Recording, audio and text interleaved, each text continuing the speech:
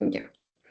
Ok, buenas noches chicos. El día de hoy vamos a hablar sobre el tema número 5, semana número 5, donde vamos a hablar acerca del examen físico, cardiovascular y también vamos a hablar un poco acerca de lo que son palpitaciones y síncope.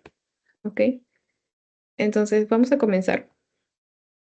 Primero, para nosotros poder hablar un poco acerca de lo que es el examen cardiovascular, debemos recordar ciertas cosas de fisiología como cuál es el ciclo cardíaco, pues no diástole y sístole, y también cómo se constituye nuestro corazón, qué válvulas hay, dónde están las aurículas, los ventrículos, ¿ok? Entonces yo sé que ustedes ya saben este tema, pero igual vamos a recordarlo, porque es muy importante para saber todo lo que vamos a ver a continuación, y aparte, Conocer al corazón es muy importante cuando hablamos de las valvulopatías como insuficiencia mitral, eh, estenosis mitral, entre otras cosas. Ya chicos, entonces tienen que saber dónde están ubicadas cada una de las válvulas. Entonces, vamos a comenzar. Bueno, como nosotros tenemos, nuestro corazón se divide en cuatro cavidades, ¿verdad? Primero tenemos a la aurícula derecha, a la aurícula izquierda, y debajo de cada una de ellas tenemos a los ventrículos, ¿no? En este caso, como es el lado derecho, es el ventrículo derecho, y en este caso es el ventrículo izquierdo, ¿ok? El ventrículo izquierdo. ¿Ok? Y eso es el septum entre ambos ventrículos, porque recuerda que los ventrículos no se conectan entre ellos. Los que se conectan son la aurícula con su ventrículo, por ejemplo, la aurícula derecha con el ventrículo derecho, mientras que la aurícula izquierda con el ventrículo izquierdo. Nunca se van a conectar aurícula con aurícula o ventrículo con ventrículo. Eso ya lo van a ver cuando hablemos de cardiopatías congénitas. ¿Ok? Entonces, hay válvulas, por ejemplo, entre la aurícula y el ventrículo. En el caso del lado derecho, tenemos a una válvula. Esta válvula de acá se conoce como la válvula tricúspide. Y en el lado izquierdo tenemos otra válvula que conecta la aurícula izquierda con el ventrículo izquierdo, que viene a ser la válvula mitral. ¿Ok, chicos? Y bueno, otras válvulas existen sí, porque ¿qué pasaría si la aurícula trae la sangre, pasa al ventrículo y luego dónde va la sangre? ¿No? Entonces, ahí vamos a tener a grandes arterias que se van a encargar de sacar la sangre del corazón, ¿no? De bombearlo hacia todo nuestro cuerpo y hacia los pulmones. Por ejemplo, el lado derecho, el ventrículo derecho, la sangre que queda aquí, va a bombearlo hacia dónde? Hacia los pulmones. Y por ende, la arteria que se encuentra aquí se llama arteria pulmonar. Y como también bombean los pulmones, la válvula que se encuentra aquí también tiene el mismo nombre, válvula pulmonar. ¿Ok? La válvula pulmonar. Y luego pasa lo mismo con el lado izquierdo, ¿no? En este caso, el lado izquierdo pues ya no va a llevar la sangre hacia nuestros pulmones, sino que lo va a llevar hacia todo nuestro cuerpo. Entonces, ¿qué pasa con la sangre del ventrículo izquierdo? Lo tiene que sacar también por una arteria. ¿Cuál es esa arteria? La aorta, ¿ok? La aorta. ¿Y cuál es la válvula que conecta a la aorta con el ventrículo izquierdo? Como su mismo nombre lo dice, válvula aórtica. ¿Por qué? Porque la arteria que lo lleva es la aorta. Y lo mismo pasa con la pulmonar, ¿no? La arteria que lo lleva es la arteria pulmonar, por eso su válvula se llama válvula pulmonar. Entonces, la válvula aórtica. Ya, entonces siempre recuerden eso, es muy importante. Aurícula derecha, ventrículo derecho. Aurícula izquierda, ventrículo izquierdo. Dentro de ellos voy a tener una válvula.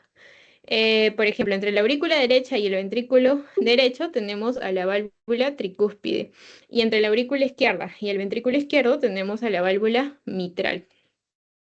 Luego, cada uno de ellas va a tener, entre el ventrículo derecho, pues vamos a expulsar la sangre a través de una arteria, ¿no? Y esta es la arteria pulmonar. Y la válvula que se encuentra aquí se va a llamar válvula pulmonar. Y por el lado del ventrículo izquierdo también va a expulsar la sangre hacia todo nuestro cuerpo. Y esta arteria se llama la aorta. Y entre la aorta y el ventrículo izquierdo van a haber unas válvulas que son, que viene a ser la válvula aórtica, como el mismo nombre de la arteria. ¿Ok? Ya chicos, es muy importante saber esto también para que conozcan los focos de auscultación, que ya lo vamos a ver más adelante. Ya chicos, a ver. Y bueno, para que también recuerden un poquito quién es el que trae la sangre al corazón, por el lado derecho vendría a ser la vena cava superior y por el lado izquierdo son las venas pulmonares tanto superiores e inferiores izquierdas. ¿Ya? Y también tenemos a la vena cava inferior, no se olviden. ¿Ok? Bueno, ya comprendiendo esto, vamos a hablar de lo que vendría a ser el ciclo cardíaco, ¿ok? El ciclo cardíaco se divide en dos, ¿no? En diástole y sístole. Diástole es cuando el corazón se relaja y sístole es cuando el corazón empieza con la contracción. Ay, disculpen, a ver, un ratito. Ya. Entonces, tenemos ciclo cardíaco diástole cuando el corazón se relaja y se llena, y sístole cuando el corazón se contrae y eyecta la sangre. ¿Ok? Entonces, para que recuerden un poquito acerca del ciclo cardíaco, les puse esta imagen. A ver, vamos a poner el color naranja. Ya. Primero, nosotros debemos recordar lo que se conoce como el llenado ventricular, ¿ok? El llenado ventricular pasa la sangre ¿de dónde? De las aurículas a los ventrículos, ¿ok? ¿Qué cantidad de sangre pasa? El 80%.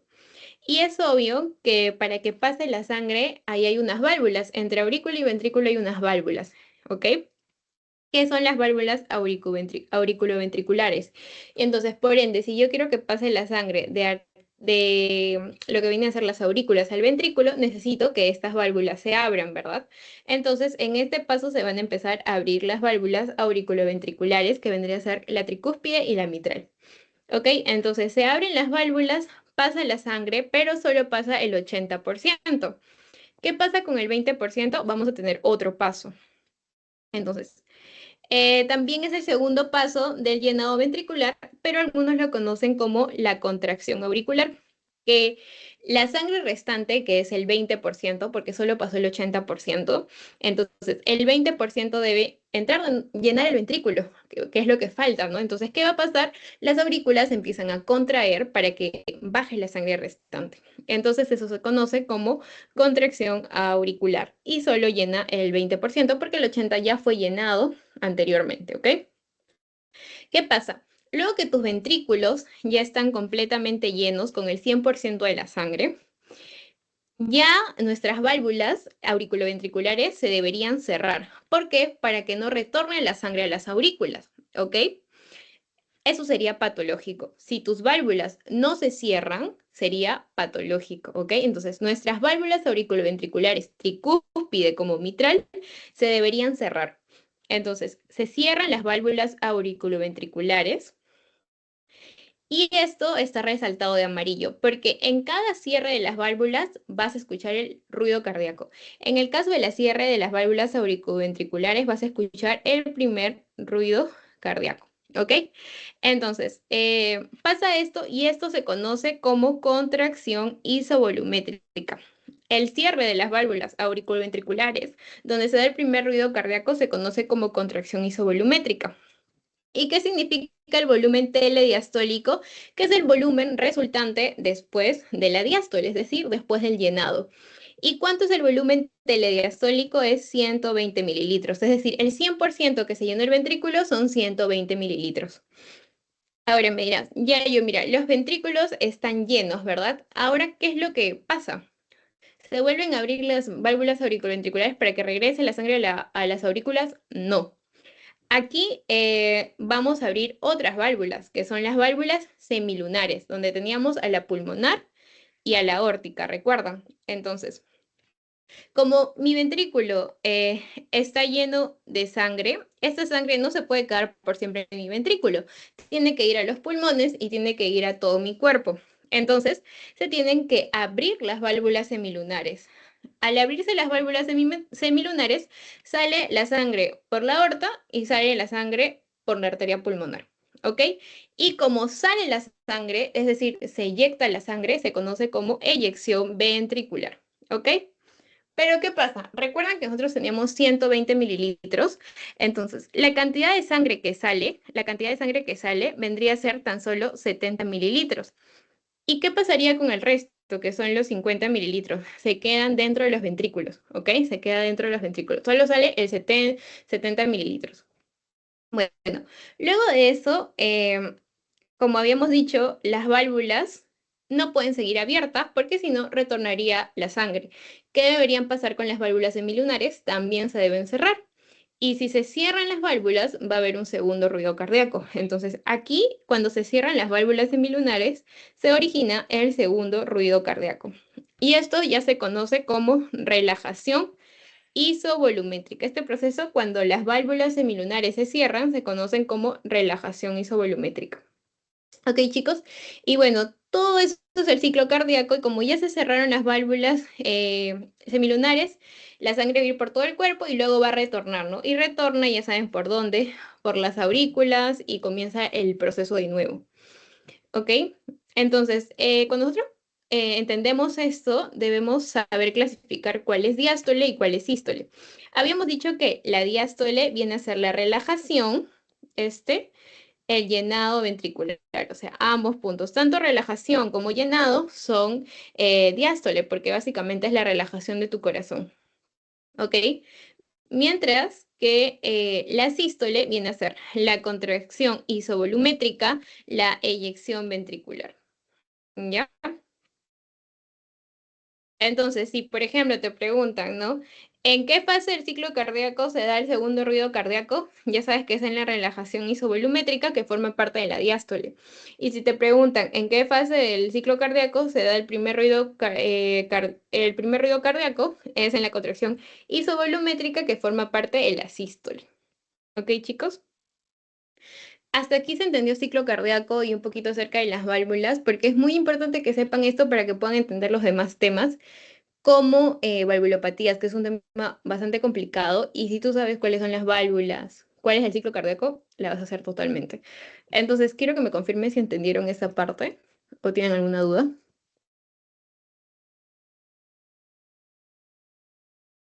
Pueden reaccionar para saber que están ahí también.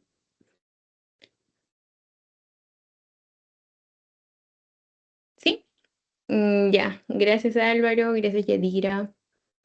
Ya, genial chicos. Entonces, ¿sí se entendió? Bueno, ahora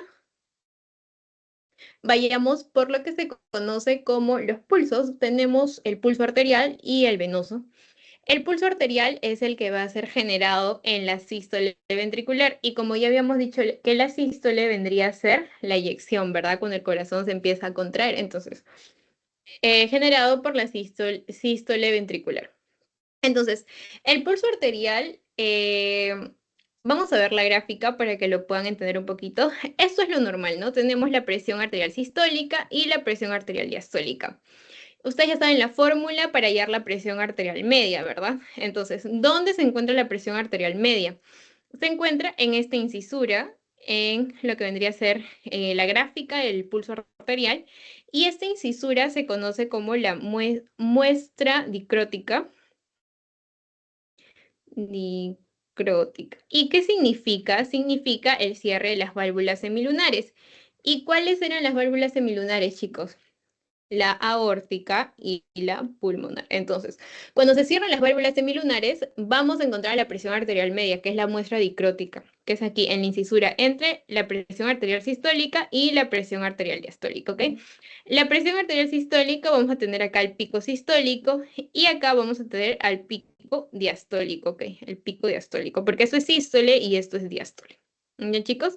Entonces, ¿qué deben saber aquí? Que la presión arterial media está justo en la incisura, donde vendría a ser la muestra dicrótica, y esto significa ¿qué cosa? El cierre de las válvulas semilunares, que son la aórtica y la pulmonar. ¿Cuáles son las características del pulso arterial? Pues aquí tenemos que va a tener su frecuencia, su ritmo, su volumen y amplitud, el contorno, la velocidad del movimiento ascendente, descendente, rigidez, presencia de estrecimiento o fremito palpable, presencia de soplos audibles o irradiados. A ver, no se preocupen porque esas características no preguntan, pero es para que lo tengan en cuenta. Y entonces es importante cuando hablamos del pulso arterial, hablar de lo que vendría a ser la frecuencia cardíaca, ¿no? Que es de 60 a 90 latidos por minuto. ¿Ok? Así lo colocan en su teoría. Ya. Ahora, me preguntarás, ¿yo puedo sentir el pulso arterial de las personas? Y claro que sí, tenemos diferentes partes donde podemos tocar el pulso. La característica es la braquial, ¿no? Porque tomas el pulso braquial ¿para qué? Para tomar la presión arterial. Entonces, tenemos el pulso braquial, pero también tenemos otro pulso que es el pulso radial, que es tomado, por ejemplo, cuando quieren hacer el examen de gases arteriales, del AGA. Entonces, suelen tomar el braquial o el radial. Pero también existe otro pulso, que es el pulso femoral. ¿Ok? El pulso femoral, o también otro pulso que ustedes se pueden tomar ahorita, el pulso de la carotidia, entonces el pulso carotidio. Existen otros pulsos más, como deben ser el dorsal del pie, el tibial posterior y el popliteo.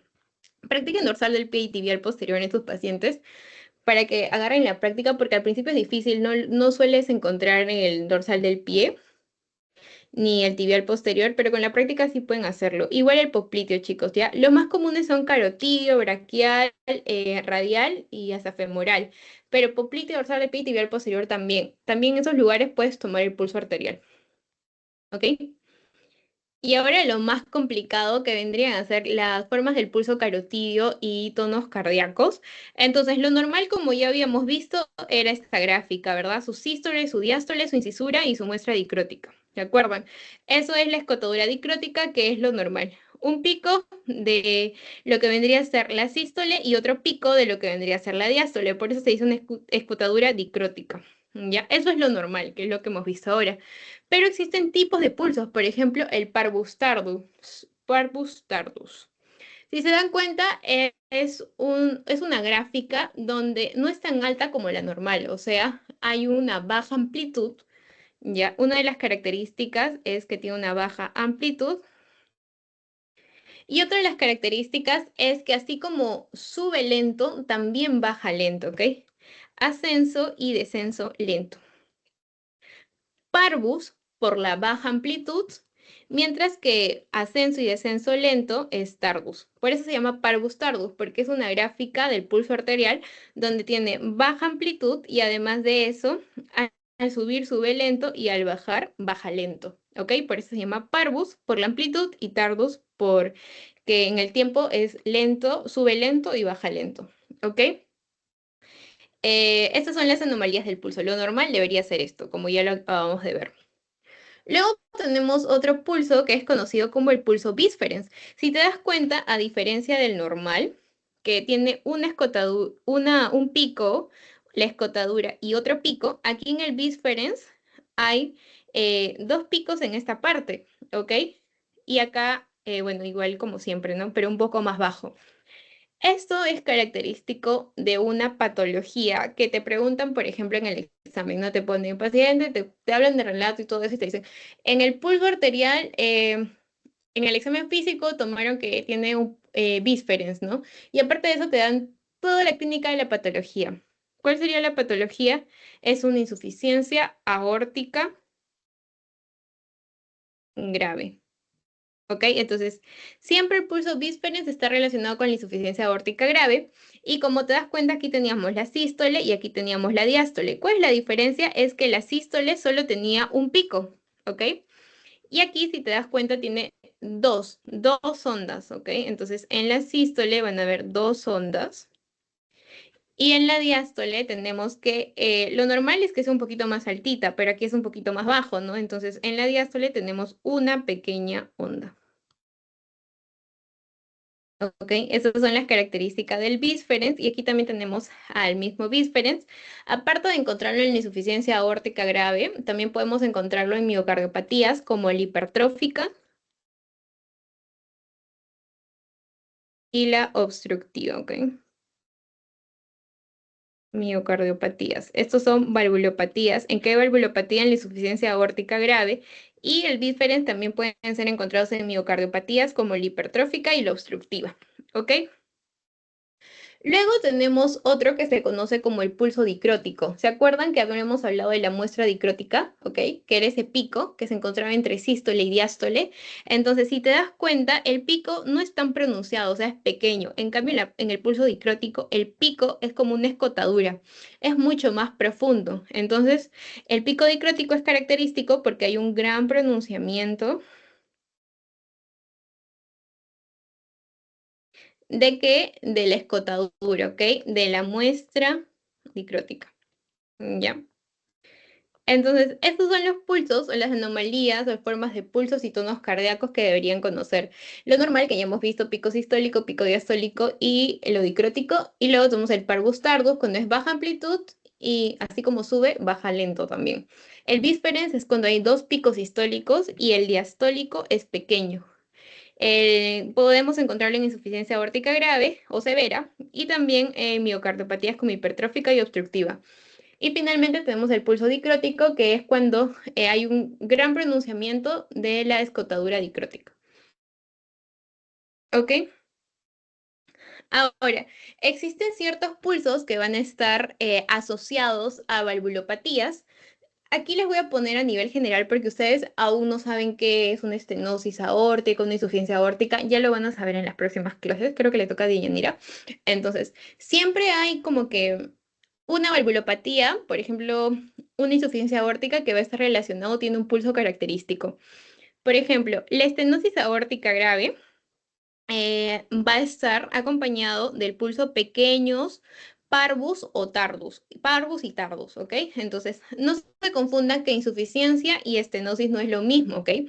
Son valvulopatías distintas.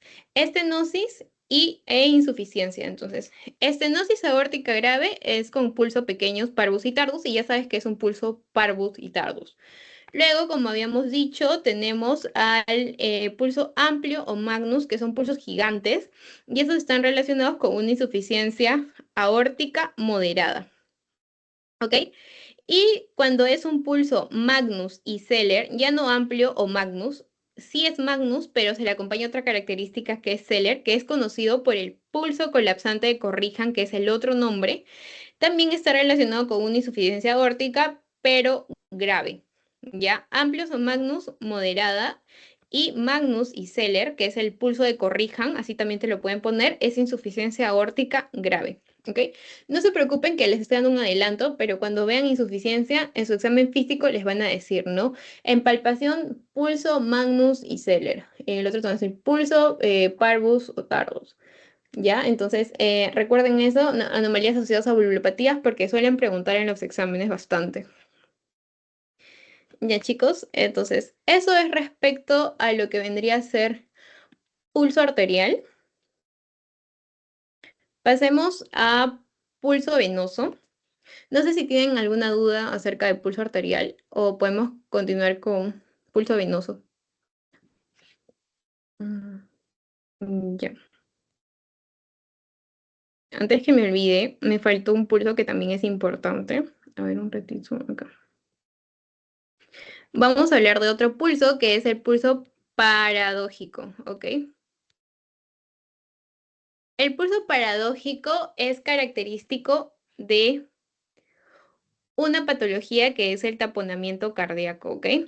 Entonces, el pulso paradójico, hay dos maneras, que se percibe en el examen físico y que no se percibe en el examen físico. Si se percibe en el examen físico, estamos hablando de un taponamiento cardíaco. Si no se percibe en el examen físico, pues no estamos hablando de un taponamiento cardíaco, pero su amplitud suele caer menor a 10 milímetros de mercurio. Pero recuerden siempre, asocien pulso paradójico, si se percibe en el examen físico, es porque ha caído más de 10 milímetros de mercurio. Entonces, si cae más de 10 milímetros de mercurio, obviamente tú lo vas a sentir, pero si cae menos, no lo vas a sentir. Si cae más, sí lo sientes y es relacionado con qué? Con el taponamiento cardíaco, ¿ok? Eso también suelen preguntar mucho, pulso paradójico, ¿ya? Pero no se olviden tampoco del parvus, tardus, del Magnus, Magnus y Zeller, del Bisferens, del dicrótico. ¿Ok, chicos? Ya. Ahora continuamos con lo que vendría a ser el pulso venoso. ¿Cómo yo tomo un pulso venoso? Nunca lo solemos hacer, solo cuando vemos ingurgitación yugular. Entonces, el pulso venoso se suele tomar ¿en qué? En decúbito supino. La cabecera del paciente debe estar más o menos en 45 grados, ¿ok? 45 grados. Paciente reclinado en 45 grados. Se prefiere tomar el pulso venoso con la vena yugular interna del lado derecho. Entonces, si te preguntan, ¿qué vena se suele usar en el pulso venoso? Vena yugular interna derecha. Es mejor la interna que la externa y es mejor la derecha que la izquierda. Por eso se toma la de la vena yugular interna porque es mejor que la externa y derecha porque es mejor que la izquierda. ¿Ya? Entonces, ¿qué es lo normal con nuestro pulso venoso? En la inspiración, nuestra presión venosa yugular debería disminuir. Eso es lo normal. Y también nuestra presión venosa debería ser de 8 a 12 centímetros. ¿Ok? Y tenemos dos tipos de métodos. El primer método es el M1 y ese es el método 2. Entonces vamos a hablar del más conocido, que es el M1. El paciente pues suele estar recostado de 30 a 45 grados y vamos a tomar como referencia lo que vendría a ser el ángulo de Lewis, ¿ok? Entonces, aquí tenemos el ángulo external, o el ángulo de Lewis. Entonces, ese punto lo vamos a tomar como referencia, ¿ok? ¿Qué debemos saber? Que lo normal es que del ángulo de Lewis a su paralela, nosotros trazamos una línea paralela viendo al paciente, debe ser lo normal o la vena yugular que tú ves como se infurgita, debería estar donde hasta 3 centímetros. Eso es lo normal. Del ángulo de Lewis, superior al borde del ángulo de Lewis, lo normal es que sea menor a 3 centímetros. ¿Cuándo el pulso venoso es patológico? Cuando supera los 3 centímetros y se encuentra de aquí para arriba. ¿Ok? Entonces aquí ya vendría a ser patológico. Lo normal es que se vea hasta aquí, menos de 3 centímetros del ángulo de Lewis para arriba, ¿ok? De la paralela. Pero si sobrepasa los 3 centímetros ya vendría a ser patológico, ¿ok? Esa es una forma de ver la presión venosa yugular. Otra forma es cuando vendría a trazarse una línea paralela al plano de Lewis debajo de este, del eje y se va a llamar eje flebostático, ¿ok? Entonces se traza una línea paralela al plano de Lewis, ya no para arriba, como lo habíamos hecho acá, midiéndolo para arriba, sino para abajo del eje flebostático. Y el paciente, vamos a ver que la presión venosa central se debe encontrar en qué? Entre el eje flebostático y el plano de Lewis, ¿ok? Entonces, solo hasta aquí se debería ver la incurgitación. Ok, la presión venosa yugular, eso sería lo normal. Si está para arriba, pues ya sería patológico. Esa es otra de las maneras de ver lo que vendría a ser la presión venosa central. Ok, entonces, ¿cuál sería lo patológico? Que sobrepase el plano de Lewis, que está encima de por aquí. Si está entre el eje flebostático y el plano de Lewis, es lo normal. Eso es otro método que toman. Eh, uy. Ambos métodos, si no me equivoco, están en el Argentes, igual pueden leerlo si no lograron entender muy bien, pero quiero que recuerden eso, o sea, los puntos de referencia, ¿no? En el primero era el ángulo external, 3 centímetros para arriba es lo normal. Si sobrepasa, ponte 5 centímetros, ya vendría a ser patológico. ¿Y cómo lo mido? Pues con una regla, tendría que estar con una regla ahí paralelo. Por eso casi nadie lo suele medir, pero es importante. ¿Ok? Y bueno, el otro motivo o el otro método en realidad vendría a ser según el eje flebostático, que vendría a ser una línea paralela al plano de Lewis, que vendrían a ser solo 5 centímetros debajo de este. Si se encuentra entre estos dos, entre el plano de Lewis y el eje flebostático, eso es lo normal. Si sobrepasa el plano de Lewis, ahí sería patológico. ¿Ok? Ya. Bueno, entonces eso vendría a ser las formas de tomar el pulso venoso. Y así como nosotros habíamos hablado de los pulsos, también es importante hablar de las ondas del pulso venoso yugular. Tenemos que las ondas son positivas y los descensos son negativos, ¿ok? Entonces, eso también suelen preguntar onda A, onda C y onda B, ¿ok? Onda A de contracción auricular, onda C de cierre de la válvula tricúspide, que es el inicio de la sístole, y B de contracción ventricular. Ustedes ya saben qué era la contracción auricular, el cierre de la válvula tricúspide y la contracción ventricular. Ya lo hemos hablado al inicio de la clase. ¿Ok? Entonces, encontremos dónde está la onda A, ¿no? Mira, la onda A está en la diástole. Y tú sabes que ya cuando hay un cierre en las válvulas está el primer ruido cardíaco y el segundo ruido cardíaco, ¿ok? Entonces, Hablamos de la diástole donde está la onda A. ¿Qué pasa cuando la onda A tiene mayor amplitud? O sea, en vez que esté como una onda así aquí, vendría a ser una onda más grande. O sea, una onda con mayor amplitud gigante.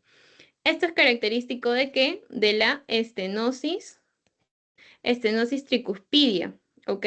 Y también de la hipertensión pulmonar o también significa hipertrofia del ventrículo derecho. Entonces, en el examen, pues te ponen un caso y te dicen, y paciente tiene la onda A aumentado de amplitud, es decir, una onda A gigante. ¿Qué patología podría tener? Y dentro de ellos te habla de estenosis tricuspidia.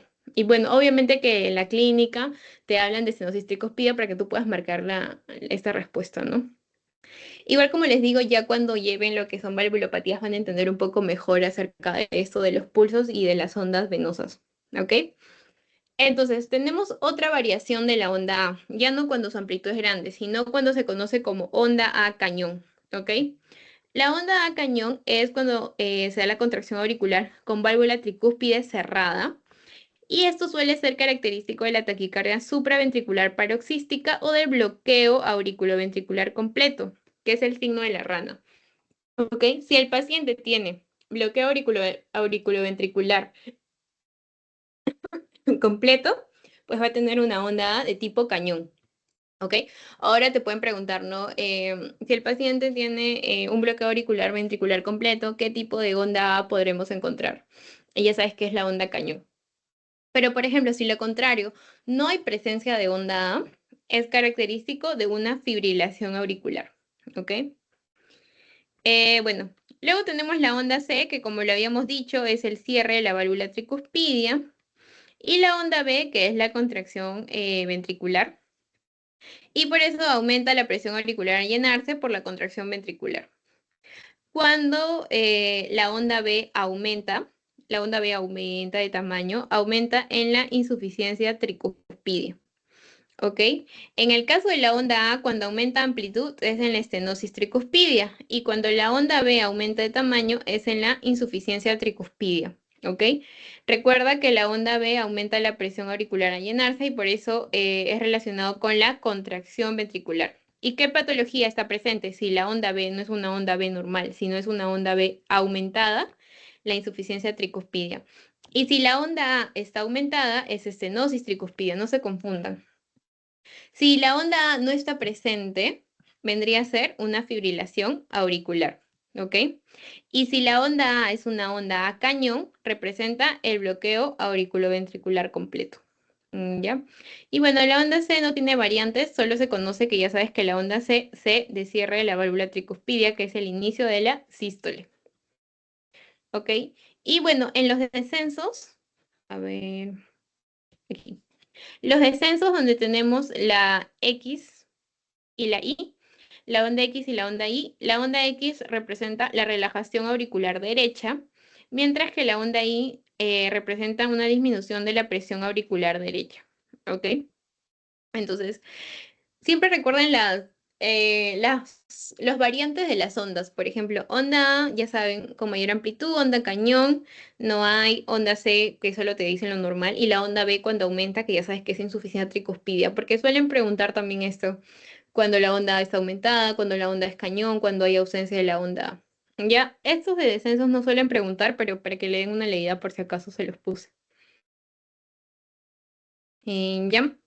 Y bueno, eso sería lo que deben tener en cuenta para comenzar un examen cardiovascular. ¿Ya, chicos? Entonces, vamos a comenzar con el examen cardiovascular en sí. Lo primero, como ya habíamos hablado, la inspección, ¿no? La inspección es básicamente lo que tú vas a ver en el paciente. Entonces, ¿qué vas a ver? Vas a ver el tórax del paciente y en el tórax del paciente, pues, como les dije, pueden ver cicatrices, ¿ok? Pueden ver el estado, el tono muscular del paciente. Entonces, es importante ver cicatrices para ver si el paciente ha tenido algún traumatismo cerca del corazón o tal vez si el paciente ha tenido alguna operación referente al corazón, ¿ya? Entonces siempre ver cicatrices y también algo que vamos a ver sobresaliente puede ser el latido cardíaco apical. Uy.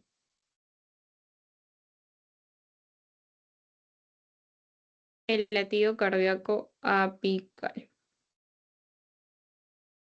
Uy, no quiero pensar qué fue. Ya, chicos, entonces esto es lo que ustedes deben ver en inspección, ver cicatrices y latido cardíaco apical. Luego, en lo que vendría a ser la palpación, aquí sí vamos a hablar de lo que es el famoso choque de punta que les dije, no me acuerdo, en la clase de semiología, ahí les hablé un poco del choque de punta y les dije, lo vamos a aprender más cuando hablemos de cardiovascular. ¿Ok? El orden de la palpación, pues todo comienza con el apex, luego pasas al borde externar izquierdo y finalmente a la base, ¿ok? A la base. Entonces siempre debes ir del ápex del corazón hacia dónde, hacia el borde externo izquierdo, que en este caso sería por aquí. A ver, eso es derecho, izquierdo. Entonces vas por aquí, borde externo izquierdo, y luego vas hacia la base. Entonces siempre vas a palpar en esa dirección. Está fallando mi lápiz. ¿Ya? Siempre en esta dirección. ¿Cuál es la posición del paciente en el que debe estar para tú poder hacer la palpación? En el decúbito dorsal en reposo, ¿ok? Decúbito dorsal echadito, mirándose arriba. Ok, entonces, la palpación, ¿por qué es importante? Básicamente por el choque de punta. El choque de punta se ve en algunos casos, no en todos, y se palpa en el quinto espacio intercostal izquierdo desplazado de 2 a 4 centímetros. Entonces, yo busco mi quinto espacio intercostal, búsquense si gustan, su quinto espacio intercostal, y de ahí yo voy a desplazarme de 2 a 4 centímetros, y aquí voy a encontrar mi choque de punta, ¿ok? ¿En qué pacientes suelen sentirse más el choque de punta? Hasta algunos verse, ¿ok? El choque de punta generalmente suele ser percibido en niños, en adolescentes, en personas extremadamente flacas, así sean adultos, suelen verse y hasta sentirse, ¿ok? Entonces, lo normal es que se suele ver en menos de 40 años, ¿ok? Y lo anormal sería no percibirlo en pacientes de menos de 20 años, ¿ok? ¿Qué más? Esto representa, si tú lo percibes en más de 40 años, porque lo normal es en menores de 40 años, ¿qué significaría si yo percibo un choque de punta en pacientes mayores de 40 años? Significaría una hipertrofia ventricular izquierda. ¿Ok? Entonces, lo normal es que yo el choque de punta lo sienta hasta los 40 años. Pero si son pacientes muy flaquitos, ¿ok? Ya no sería normal pues percibirlo a los 50 años, ¿no? Esto es si es que los pacientes son de contextura normal o si son gorditos, porque acá bien claro dice, excepto en individuos muy delgados o mujeres con amplias mastectomías. ¿Ok? Entonces, el choque de punta puede ser palpado hasta los 40 años. Es anormal no percibirlo en personas de menos de 20 años y también es anormal percibirlo en personas de mayores de 40 años. Ahí representaría una hipertrofia ventricular izquierda, a excepción de que las personas sean muy delgadas o mujeres que hayan tenido mastectomías. ¿Ya? ¿Qué más? Bueno, eso sería lo importante respecto a la palpación. Traten de hacerlo. Por ejemplo, yo sí siento mi choque de punta. Ustedes también traten de hacerlo. Busquen su quinto espacio intercostal y de 2 a 4 centímetros después de eso y van a encontrar su choque de punta. Y van a escuchar, bueno, van a sentir clarito cómo su corazón empieza a bombear. Así, pum, pum. Ya, ese es el choque de punta y ya sabes cuándo es anormal y cuándo es normal. Luego, ya hemos visto lo que es inspección, ya hemos visto lo que es palpación. Ahora vayamos a la percusión. Ok, la percusión, a comparación del examen pulmonar, que era muy importante la percusión cuando escuchábamos timpanismo, cuando escuchábamos matidez, ¿no? En este caso, en cardiovascular, la percusión es abandonada, no se suele usar mucho, pero ¿qué es lo que podríamos escuchar? Obviamente que matidez normal, porque aquí tenemos a los órganos como el corazón y los grandes vasos.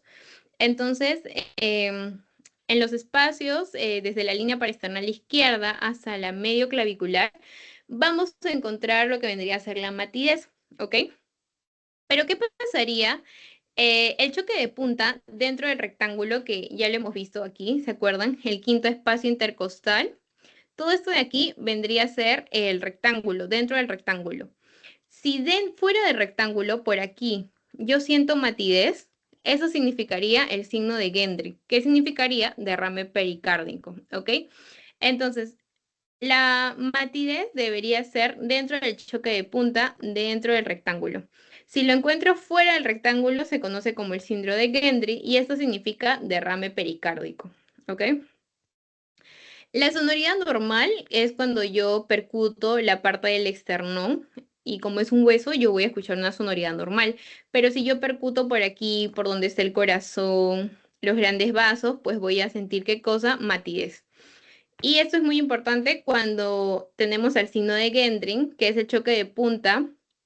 Fuera del rectángulo significaría un signo de Gendring que es derrame pericárdico, ¿ok? Y el derrame pericárdico, pues, es una patología. Entonces, eso es lo patológico de la redundancia, ¿ya? Entonces, aquí, para que lo entiendan un poquito mejor,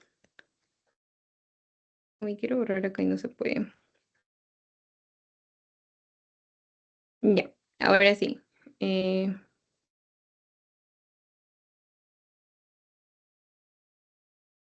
ya, a ver, quiero agrandar para que vean la imagen. Ya. Miren esta imagen. El choque de punta, como habíamos dicho, debe estar en el quinto espacio intercostal de 2 a 4 centímetros después de este, ¿no? Aquí tenemos el cuadrado. Aquí, como dice la imagen, hay matidez en todo esto. Línea parasternal en quinto espacio intercostal hasta la línea medio clavicular. Todo esto es entre el cuarto y quinto. Cuarto y quinto espacio intercostal. Voy a trazar un cuadrado hasta la línea medio clavicular. Aquí debería yo sentir matidez. Si el choque de punta se encuentra detrás del cuadrado, significaría un derrame pericárdico, ¿ok? Y el choque de punta debería estar por aquí. Y si se siente la matidez también fuera, sería el signo de Gendry, que sería también derrame pericárdico. ¿Ok, chicos? Entonces, esto está en el Argente, si no me equivoco. También pueden leerlo, darle una leída más. ¿Ya? Entonces, ya hemos visto inspección, ver cicatrices, latidos también, si son muy prominentes en personas de contextura delgada. Y luego la palpación, donde vemos qué cosa, el choque de punta, y en la percusión, que básicamente es matidez, y sonoridad en el esternón, ¿ya? Y bueno, finalmente vamos a ver lo que es la auscultación, ¿ok? La auscultación es silencio por el lado derecho. Y bueno, tenemos a la membrana y a la campana de nuestro estetoscopio, ¿ok? La membrana va a ser usado para ruidos agudos de alta frecuencia y la campana va a ser usado para ruidos graves de baja frecuencia. Y para eso tenemos también tipos de maniobras, como la maniobra Rivero-Carvalho, la maniobra de Pachón y la maniobra de Azoulay. Atentos a esto que también preguntan, ¿ok? Ya. A ver.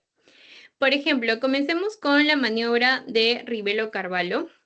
Si ven cómo está la mano del doctor y cómo está el paciente posicionado, ¿ok? Entonces, aquí le pides al paciente que inspire profundamente, inspiración profunda. Entonces le dices, inspira, por favor, y el paciente va a inspirar. ¿Y esto qué favorece o por qué los doctores piden que hagan esta maniobra o esta posición? ¿Por qué? Porque va a aumentar el retorno venoso al ventrículo derecho y sirve para evaluar al corazón derecho. Entonces, ¿por qué yo pediría? Uy, no sé, no quiere pintar el lápiz. Ya, porque yo pediría que el paciente esté con una inspiración profunda y tal cual la imagen, porque yo quiero evaluar al corazón derecho. Y yo al evaluar el lado derecho del corazón, voy a pedir al paciente que inspire profundamente y es ahí donde se evalúa mejor el corazón derecho.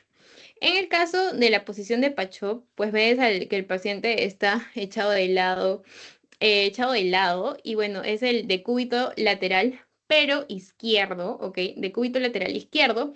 Y esto sirve para evaluar el corazón izquierdo.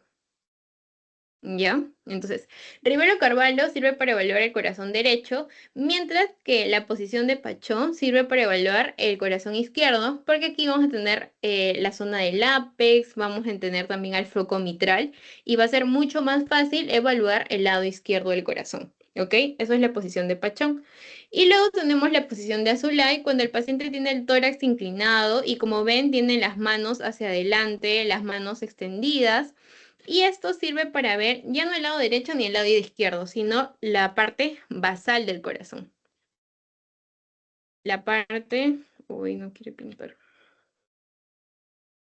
La parte basal del corazón. ¿Ok, chicos? Entonces, ya saben, Rivero Carvalho pides al paciente que se siente, que ponga su tórax hacia adelante, que inspire profundamente, le pones el estetoscopio y eso sirve para ver el corazón derecho. Pachón, pones al paciente de cúbito lateral izquierdo para ver el lado izquierdo del corazón, donde vamos a tener aquí al ápex, al foco mitral. Y por el lado de Azulay, el paciente está sentado, pero a comparación de Rivero Carvalho, aquí las manos van a estar extendidas hacia adelante, ¿ok? Y el tórax hacia adelante. Y esto es para ver la región basal del corazón. ¿Ya, chicos? Y ahora, algo importante también, aparte de las maniobras en la ocultación que sirven de mucha ayuda si quieres inspeccionar cada parte del corazón, son los focos de ocultación, ¿ok? Los focos de ocultación ya sabemos que tenemos el lado derecho y el lado izquierdo, ¿verdad? Entonces tenemos 4 focos que vienen a ser el aórtico, el tricúspide, el pulmonar y el mitral. Y existe un quinto foco que vendría a ser el aórtico accesorio, ¿ok? Entonces, primer espacio intercostal. Uy, quiero señalarle si no puedo. Ya, primer espacio intercostal, segundo espacio intercostal. En el segundo espacio intercostal del lado derecho, aquí, vamos a tener al foco aórtico, ¿ya? En el segundo espacio intercostal del lado izquierdo, tenemos al foco pulmonar, ¿ya? Luego tenemos a lo que vendría a ser el foco tricuspidio y el foco mitral. El foco tricuspidio y mitral va a ser a primero, segundo, tercero, cuarto y quinto. En el quinto espacio intercostal, en la línea media clavicular, porque aquí tenemos la clavícula, ¿verdad? En la línea media clavicular y en el quinto espacio intercostal vamos a encontrar al foco mitral, ¿ya? Y bueno, luego tenemos el foco tricuspidio. Y aquí es lo que te dice, ¿no? Segundo espacio intercostal, ¿qué me dice? Aórtico es en la línea paresternal derecha. Línea paresternal derecha, ¿por qué se llama? Porque está al lado del esternón. Y si está al lado del esternón, paresternal. Como es del lado derecho y en el segundo espacio intercostal, línea paresternal derecha, foco aórtico, como ya lo hemos visto.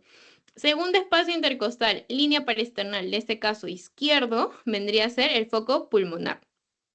Luego tenemos el quinto espacio intercostal. Si está en la línea parexternal izquierda del quinto espacio intercostal, sería el foco tricúspide. Pero si está en el quinto espacio intercostal de la línea media clavicular, tenemos un foco que vendría a ser el foco pulmonar, ya no el foco tricúspide. Entonces recuerden, segundo espacio intercostal, línea parexternal derecha, aórtico. Segundo espacio intercostal, línea parexternal izquierda, pulmonar. Quinto espacio intercostal, línea media clavicular, foco mitral. Y lo que vendría a ser el lado paresternal izquierdo, quinto espacio intercostal, es tricuspidio, ¿ok? Entonces, línea paresternal izquierda, tricúspide. Y acá está mal tipeado, no es pulmonar, es mitral. No se confunda, mitral. Uy. Mitral, ustedes corrígenlo ahí ya que tienen las diapositivas, chicos, pero aquí fue un error de tipeo, pero como ven en la imagen, esa es la mitral, como les estaba diciendo. Línea medio clavicular, foco mitral. Y línea parexternal izquierda, quinto espacio intercostal, es tricuspidio, ¿ya? Y luego tenemos el foco accesorio o de ER, que es la línea parexternal, ¿ok? En el tercer espacio intercostal. Entonces voy a ponerle otro color. ¿Ya? Entonces tenemos el foco aórtico accesorio, también conocido como ER. También es en la línea parexternal izquierda, pero en este caso es en el tercer espacio intercostal, ¿ok? Segundo espacio intercostal es para aórtico y pulmonar. Y quinto espacio intercostal es para tricúspide y para mitral. Mitral es línea media clavicular. Yo me acordaba porque mitral de M, línea media clavicular. Por eso me acordaba. Y bueno, luego tenemos el tricúspide, que es en la línea parasternal izquierda, quinto espacio intercostal. Y en el tercer espacio intercostal teníamos un foco, que es el foco accesorio o de ERC en la línea parasternal izquierda. Ya chicos, pero tercer espacio intercostal. Bueno, básicamente es eso, y aquí también para que puedan practicar un poco la parte posterior, ¿ok? En la parte posterior tenemos un foco, que es el foco aórtico descendente, que no suele usarse mucho, pero es, por ejemplo, para ver algún soplo, para ver coartación de la aorta y eso. Pero los que sí o sí deben conocer son los focos de auscultación, estos cinco, por ejemplo, porque están en la rotación y el doctor te va a decir, a ver, señálame los focos auscultatorios en el paciente. Te va a decir, señálame el foco mitral. Y tú tienes que saber señalarlo, ¿no? Te guías del esternón del paciente, te guías de la clavícula y empiezas a contar los espacios intercostales, te ubicas en el quinto espacio intercostal y sabes que el mitral M de línea media clavicular y te vas a la línea media clavicular y marcas, ¿ok? Entonces, básicamente es eso, mitral. Y bueno, luego el tricuspidio, que también sabes, línea media y no, línea parasternal izquierda, pero en el quinto espacio intercostal. Y ustedes mismos practiquen en sí, vean videos para que puedan saber dónde poner el estetoscopio al momento de auscultar. ¿Ok? Entonces, el lado derecho tenemos el aórtico, es el único del lado derecho, el único foco del lado derecho. Y del lado izquierdo, pues ahí tenemos el pulmonar, el tricúspide, el mitral, hasta el accesorio, aórtico accesorio. Ya chicos, no se confundan, practiquen aórtico, pulmonar, tricuspidio, mitral y aquí el foco accesorio. Ustedes mismos practiquen su cuerpo y se lo van a aprender rapidito. ¿Ya? Bueno. Y aquí para recordar un poco acerca de los ruidos cardíacos, ya sabemos que el primer ruido cardíaco es en el cierre de qué válvulas, de las válvulas auriculoventriculares. El segundo ruido cardíaco es de las válvulas sigmoideas, que son la aórtica y la pulmonar. Y tenemos un tercer ruido cardíaco y un cuarto ruido cardíaco. El tercer ruido es un rellenado rápido pasivo del ventrículo y el cuarto es un llenado rápido activo del ventrículo izquierdo en sístole auricular. ¿Qué pasa aquí? Hay alteraciones en los ruidos cardíacos, por ejemplo, el tercer ruido cardíaco y el cuarto ruido cardíaco. El tercer ruido cardíaco puede ser patológico, pero también puede ser fisiológico, es decir, normal. Fisiológico puede ser en niños, en atletas, en el embarazo o en la fiebre. Y patológico, pues es si estamos hablando de una dilatación ventricular, como insuficiencia cardíaca sistólica, miocardiopatía dilatada e insuficiencia valvular. Y a comparación del tercer ruido cardíaco, el cuarto ruido cardíaco es un galope auricular y siempre es patológico, nunca es fisiológico. Y pues en este caso el cuarto ruido es por insuficiencia cardíaca diastólica, por hipertrofia ventricular derecha o izquierda, por miocardiopatía hipertrófica o por cardiopatía isquémica. ¿Ok? Entonces, ¿qué deben recordar aquí? Tercer ruido cardíaco es por un galope de tipo ventricular, mientras que el cuarto es por un galope auricular. El tercer ruido cardíaco puede ser fisiológico o patológico, y el cuarto ruido cardíaco siempre es patológico y pueden ser por miocardiopatías como la hipertrófica o insuficiencia cardíaca de tipo diastólica, porque la sistólica es del tercer ruido cardíaco. ¿Ok? Y aquí pues es básicamente la interpretación en gráfico de lo que les expliqué al principio con ciclo cardíaco, donde teníamos el primer ruido cardíaco con el cierre de las válvulas auriculoventriculares, el segundo ruido cardíaco con el cierre de las válvulas semilunares y así, ¿no? Y luego el tercer ruido cardíaco que se encontraría en el llenado ventricular, porque habíamos dicho llenado ventricular pasivo era tercer ruido cardíaco y llenado ventricular rápido o activo es cuarto ruido cardíaco, que ya sabes que el cuarto es netamente patológico. ¿Ok? Y si te preguntan, por ejemplo, el ruido cardíaco 4, que es patológico, ¿se encuentra en sístole o en diástole? En la sístole solo encontramos el ruido cardíaco 1, pero el ruido cardíaco 2, 3 y el 4, que es patológico, en la diástole. Ok, chicos, eso también recuérdenlo por si les preguntan. Y bueno, aquí también algo importante acerca de los soplos.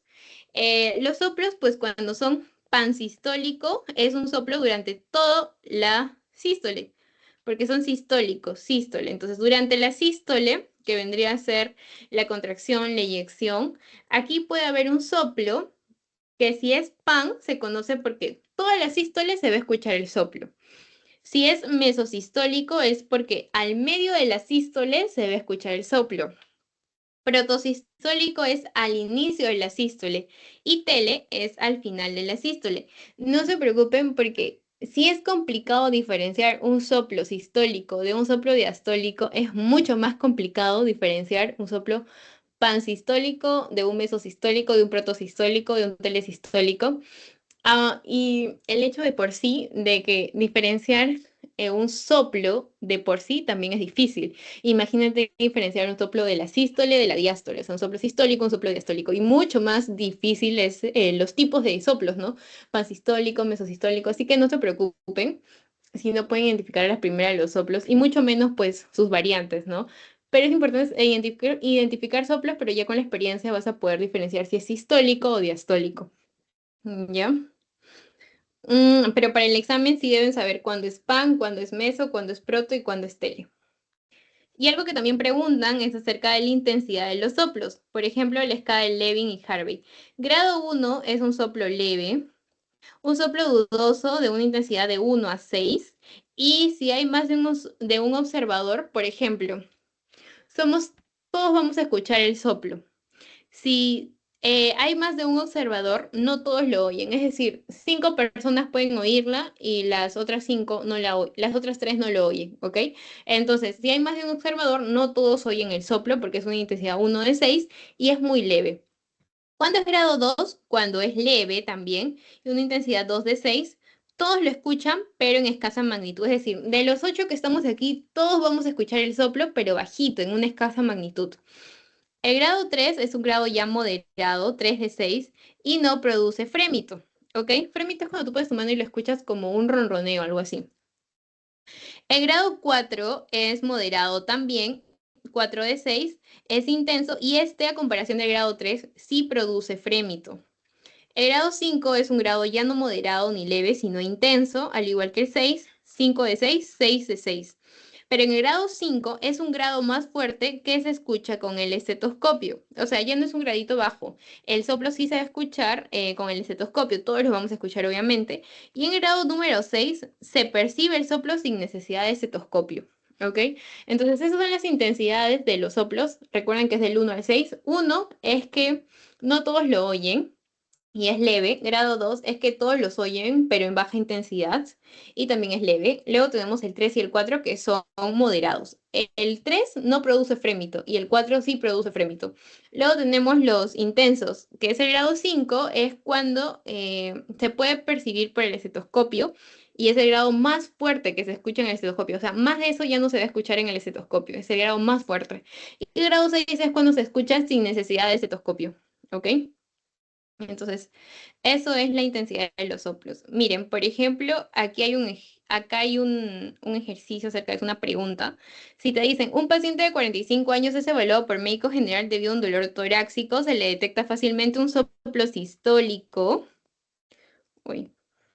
En el segundo espacio intercostal, a la izquierda del esternón.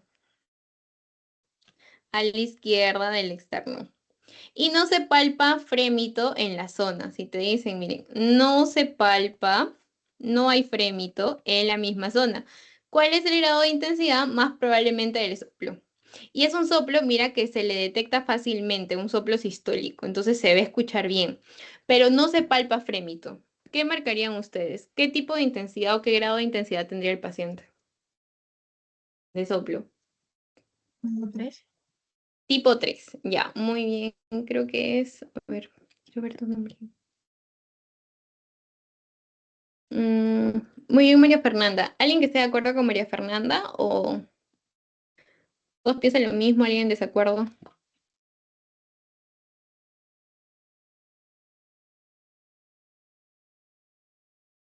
Ya. Recuerdan su gráfica y dicen, ¿quién produce frémito? El grado 4. ¿Quién no produce frémito? El grado 3. Entonces, como dijo María Fernanda, ¿cuál es el grado correcto? Grado 3.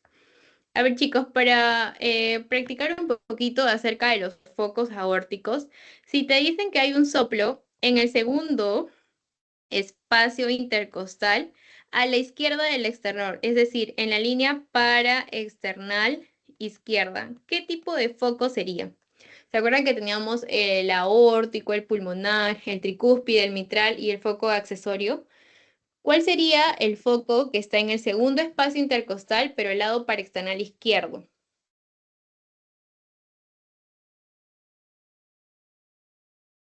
¿Qué foco se encuentra ahí? ¿Mm?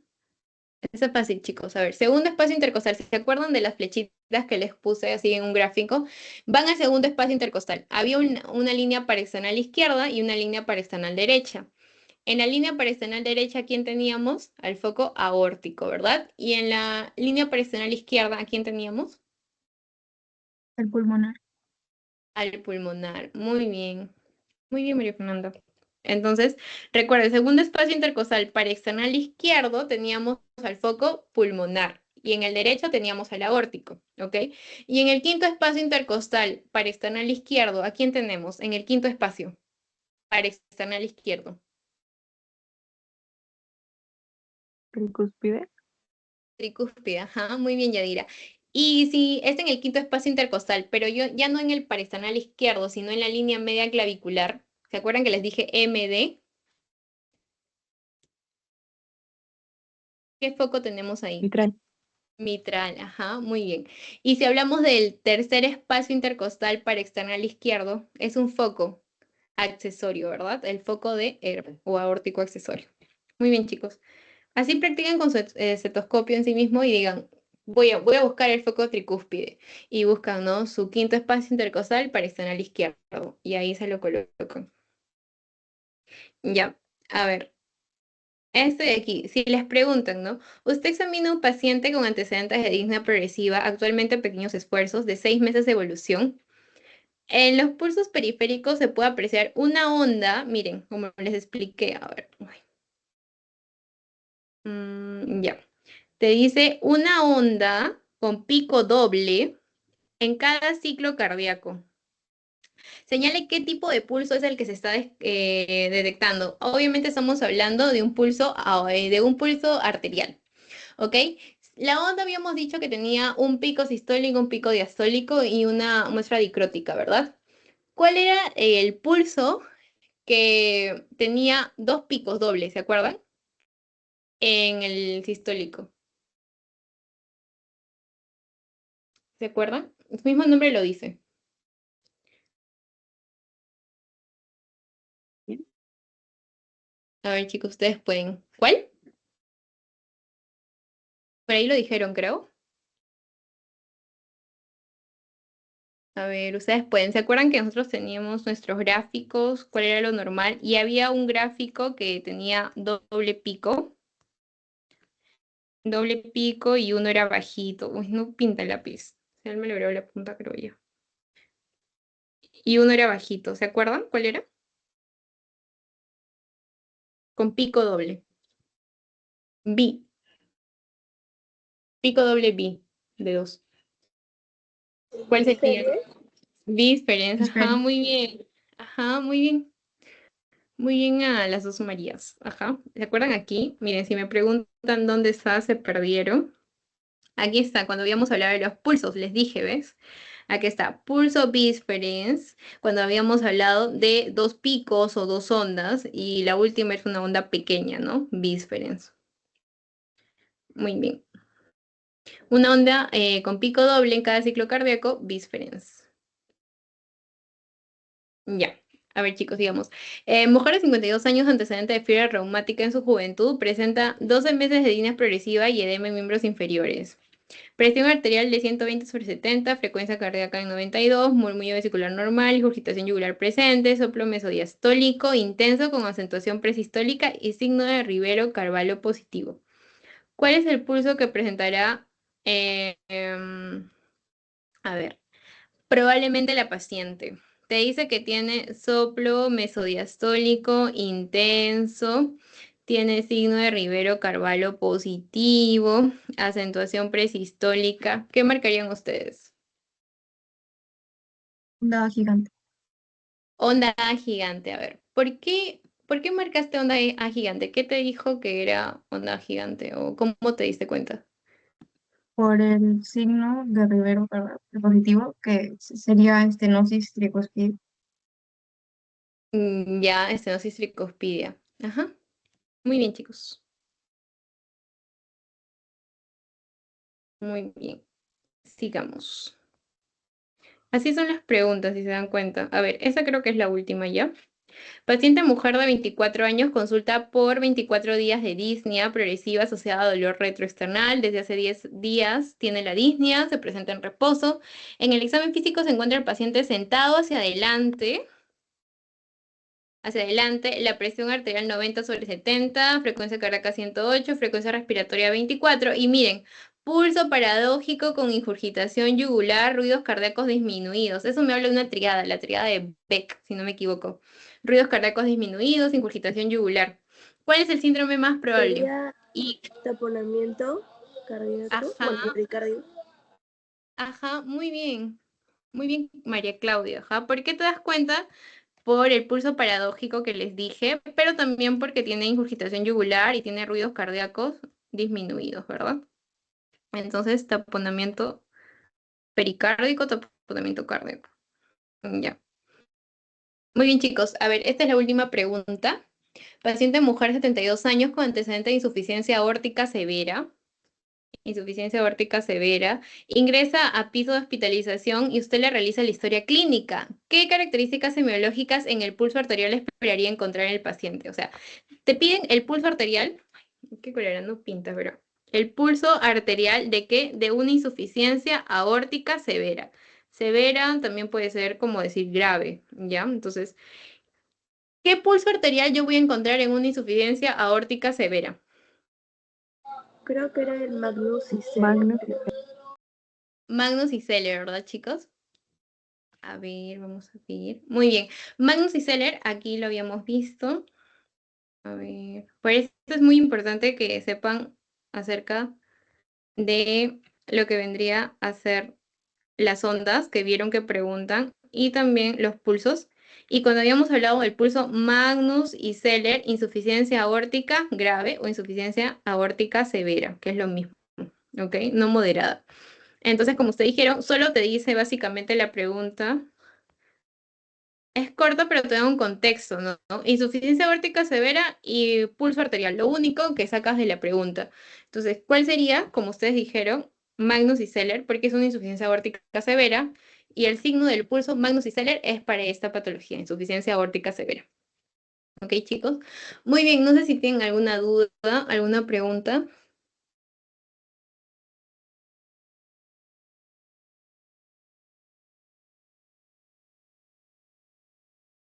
¿No? ¿Ninguna?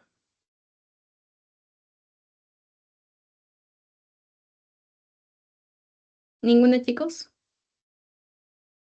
Mm, ya.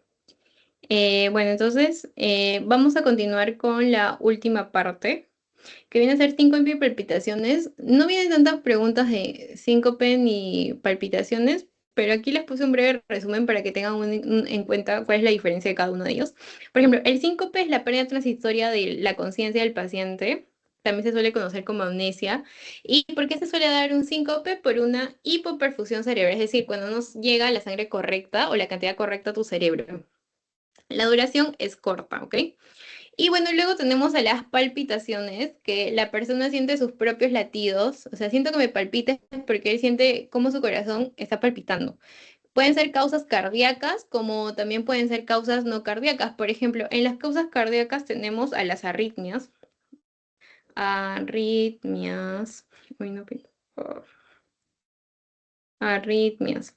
Y luego tenemos la causa no cardíaca que teníamos al sistémico, pueden ser causas psiquiátricas también, ¿ok? O medicamentosas, también pueden ser causas de palpitaciones, algún medicamento o trastornos psiquiátricos que suelen asociarse a que el paciente tenga palpitaciones, pero en realidad no las tenga. Dentro de las características, pues en la duración puede ser según minutos, segundos. Usted traten de escribirlo ahí en su PPT porque mi lápiz ya no está funcionando. ¿Ya? Minutos, segundos. En el inicio puede ser súbito y progresivo. súbito y progresivo. Y dentro de los síntomas, pues tenemos que los síntomas van a variar, depende mucho de la edad del paciente también. Y el grupo etario, pues afecta tanto a niños como a adultos. A cualquier grupo etario puede afectar lo que son las palpitaciones, ¿ok? Algo importante que también suelen preguntar es acerca del mixoma. El mixoma es un tumor cardíaco, chicos, ¿ok? Que genera disnea grave a posición sentada. Es decir, en el relato de las preguntas te van a decir que el paciente siente disnea cuando está sentado de manera súbita, pero al pararse también siente como que mareos, como que desorientación, algo así. Y eso es causado por mixoma, que es un tipo de tumor cardíaco. Ya, chicos, entonces anótenlo ahí también. Suelen preguntar bastante eso. Y bueno, palpitaciones y síncope sí no preguntan tanto. Por ejemplo, en mi examen no me vino nada de síncope ni palpitaciones. Solo uno de mixoma auricular, que me decían que el paciente es un tumor, que tiene disnea al reposo y además al pararse tiene mareo ortostático, algo así, si no me equivoco, que me ponían. Y la clave era mixoma. Ok, chicos. No sé si hasta ahí tienen alguna duda, alguna pregunta o todo se entendió.